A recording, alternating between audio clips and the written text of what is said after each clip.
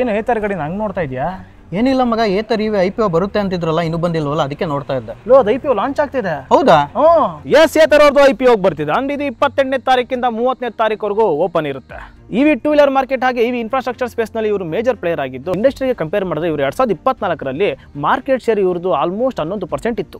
ಇವಾಗ ಈ ಕಂಪನಿಯ ಫಿನಾನ್ಷಿಯಲ್ಸ್ ಬಗ್ಗೆ ಹೇಳಬೇಕಂದ್ರೆ ಇವರು 1754 ಕೋಟಿಯಷ್ಟು ರೆವಿನ್ಯೂನ ಜನರೇಟ್ ಮಾಡಿದ್ರು. ಬಟ್ 1060 ಕೋಟಿಯಷ್ಟು ಲಾಸ್ ಕೂಡ ಇನ್ಕರ್ ಮಾಡಿದ್ರು. ಈ ಲಾಸಸ್ಗೆ ಒನ್ ಆಫ್ ದ ರೀಸನ್ ಅಂದ್ರೆ ರೀಫಂಡ್ಸ್. ಯಾಕಂದ್ರೆ ಸರ್ಕಾರದ ಒಂದು ಆರ್ಡರ್ ನ ಪ್ರಕಾರ ಇವರು ತನ್ನ ಕಸ್ಟಮರ್ಸ್ಗೆ ಸ್ಕೂಟರ್ ಚಾರ್ಜಸ್ ಫೀನ ರೀಫಂಡ್ ಮಾಡಬೇಕಿತ್ತು. ಅವರಿಗೆ 1754 ಕೋಟಿ ಒನ್ ಟೈಮ್ ಕಾಸ್ಟ್ ಆಯ್ತು. ಇನ್ನು ಇದರ IPO ಬಗ್ಗೆ ಮಾತಾಡೋದಾದ್ರೆ ಇದರ ಟೋಟಲ್ ಇಶ್ಯೂ ಸೈಜ್ ಬಂದು 2981 ಕೋಟಿ. 2626 ಕೋಟಿಯಷ್ಟು ಫ್ರೆಶ್ ಇಶ್ಯೂ ಆದ್ರೆ ಮಿಕ್ಕಿದು ಆಫರ್ ಫಾರ್ ಸೇಲ್ ಆಗಿರುತ್ತೆ. ಈ IPO ಇಂದ ರೈಸ್ ಆಗುವಂತ ಫಂಡ್ ಇವರು ಹೊಸ ಮ್ಯಾನುಫ್ಯಾಕ್ಚರಿಂಗ್ ಫೆಸಿಲಿಟಿ ಸೆಟಪ್ ಮಾಡೋಕೆ ಅಂಡ್ R&D ಗೆ ಯೂಸ್ ಮಾಡಲಿದ್ದಾರೆ. ಅಂಡ್ ಇವರ ಎಕ್ಸಿಸ್ಟಿಂಗ್ ಲೋನ್ ನ ರೀಪೇ ಮಾಡೋಕ್ಕೂ ಕೂಡ ಯೂಸ್ ಮಾಡಲಿದ್ದಾರೆ. ಇನ್ನು ಇದರ ರಿಸ್ಕ್ ನ ಬಗ್ಗೆ ನೋಡೋಣ ಬನ್ನಿ. ಏತರ್ ತನ್ನ ಕೆಲವು EV ಕಾಂಪೋನೆಂಟ್ಸ್ ನ ಎಕ್ಸ್ಟರ್ನಲ್ ಸಪ್ಲೈಯರ್ಸ್ ಇಂದ ಸೋರ್ಸ್ ಮಾಡ್ತಾರೆ. ಅಂಡ್ ಆ ಕಡೆಯಿಂದ ಏನಾದ್ರು ಡಿಲೇ ಆದ್ರೆ ಅವರ ಸಪ್ಲೈಗೆ ಎಫೆಕ್ಟ್ ಆಗೋ ಚಾನ್ಸಸ್ ಇರುತ್ತೆ. ಈ ಕಂಪನಿಯ 28% ಅಷ್ಟು ಮೆಟೀರಿಯಲ್ ಚೈನಾ ಇಂದಾನೆ ಬರೋದು. ಸೊ ಇದರಿಂದ ಜಿಯೋಪೊಲಿಟಿಕಲ್ ರಿಸ್ಕ್ ಕೂಡ ಇರಬಹುದು. ಅಂಡ್ ಇದರ IPO ಪ್ರೈಸ್ ರೇಂಜ್ ಬಂದು 304 ರಿಂದ 321 ಆಗಿದೆ.